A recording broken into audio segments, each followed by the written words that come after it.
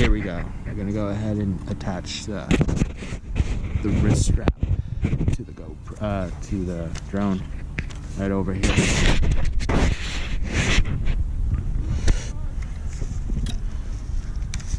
Let's hope this sucker flies. I got the onboard camera there.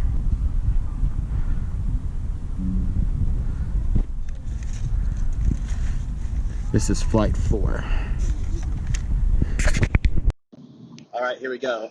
Fourth flight. I just decided to show the footage. I didn't want to show my face just because it'll take away from the picture.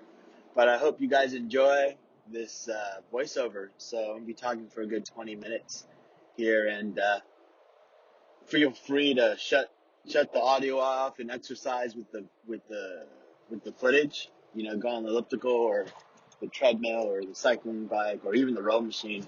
I think that's what I'm going to start doing for my drone footages. Just do some talk over.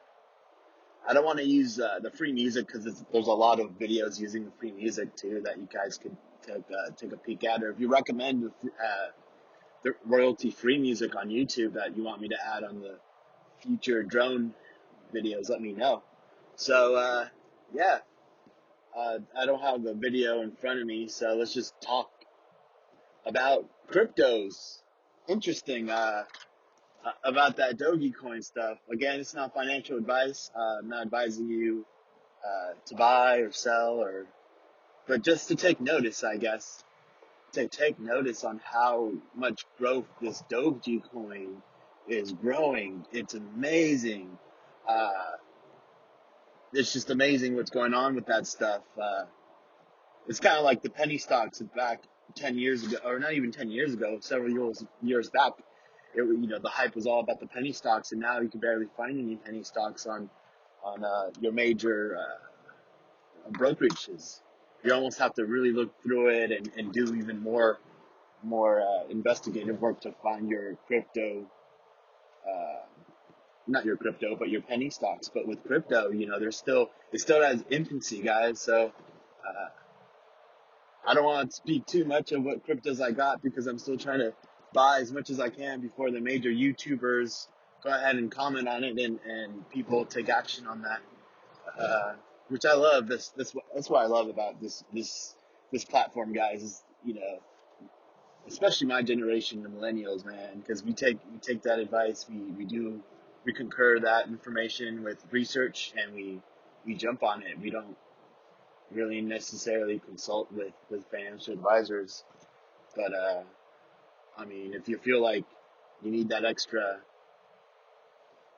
what is it? I guess authority of going in and jumping the boat without the life preserver, and have them double check your research or their research. Feel free, that's the beauty. But those guys charge money. I don't want to say guys; those guys and girls charge money for their services. So that's kind of why I just do the research on my own and go. The information's free; it's out there. Obviously, you have to pay for some publications to get information, but that's what makes the YouTube space beautiful, because people could share that information once they read it to their audience, and not just their audience, but to every audience as well. So I think that's pretty neat. So as you can see, flying around here, I'm imagining that I'm flying FPV style. But so going back to my drone stuff, pretty neat stuff. Totally enjoy it. I like it a whole lot. So we're 3 minutes in talking. It's kind of hard to talk. All right, yeah, it's kind of tough to talk while trying to figure out what you talk about without the video and on hand or whatnot. But anyways, yeah. So let's dive into that Dogecoin stuff. Very interesting. So when I bought it, it was less than a penny, but now it's shooting to 5 cents, which is great, but I kind of want more of it. But that's all right, because it's still low enough to where I can, I guess, afford it, and other people can afford it.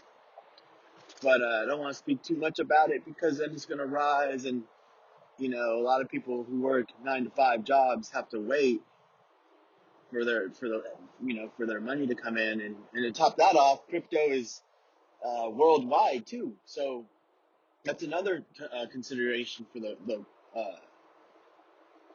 that's interesting to note, because people from China and India. Well, I don't know about China, but all these other countries in the UK could actually put money into it and drive the price up too. So that's something to keep in mind too, because worldwide they're running on different clocks. So what's 12 o'clock noon here is 12 o'clock, or it's 12 o'clock at night somewhere else, or it could be day or night. But that's the beautiful thing about crypto. So it's 24/7. That's something I learned uh, buying into my first Dogecoin uh, tranche.